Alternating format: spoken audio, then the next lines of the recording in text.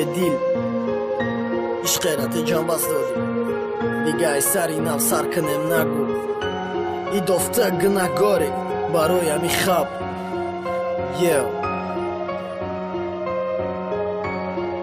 آهی گریکا چرا عشق ما رو بردی تو با خود چرا ما رو تنها ماندی آخر تو نمیخواستم من از برا دور باشم زیرا که این دلم بردی تو با خود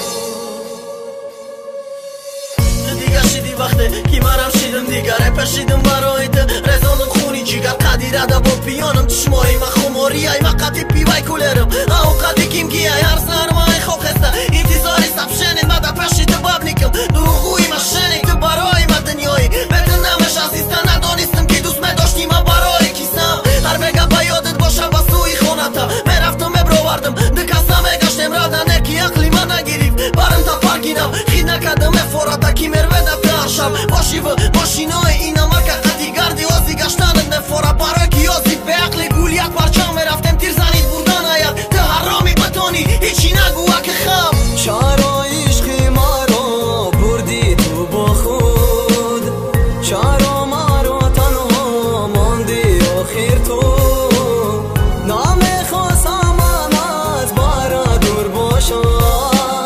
زیرا که این دلم بردی تو با خود فکر خیال دیگه شیده یوای پشتی کار باشه قدیما برگی پرچامت خطی و درونی باشه یو پاتانی سرسونه نمشینه ده تنگم خودک میخوردم داره نبردم شه یک بار چیکم بس ترکس میبردم شه آزی میره با بالکسوس آزی نرخی و بالنده رم از بیودن اسوس عشقش رنگی روچکانه زم از کشتنم گوش شوه عشقی و بسوم سرشید باید بسوم بود شوه خیالی منکدن گیرم آزی دخترکی یا شه ما پارنش بدم تیپا آزی و یا برشه پاکم و کش بزباد تو با خطا داری نرخ تا گلی برای خطا برای ما گلی دوزخ ارزود بدرنگی اردخته نه توی پوشی فاته ای سر نمشه دخته ای رسالی امته ده 4 سالی شدی ما آزی و خدمت دارم تو ارزوی مرا داری ما پروایی کم ندارم چرا عشق ما رو بردی تو با خود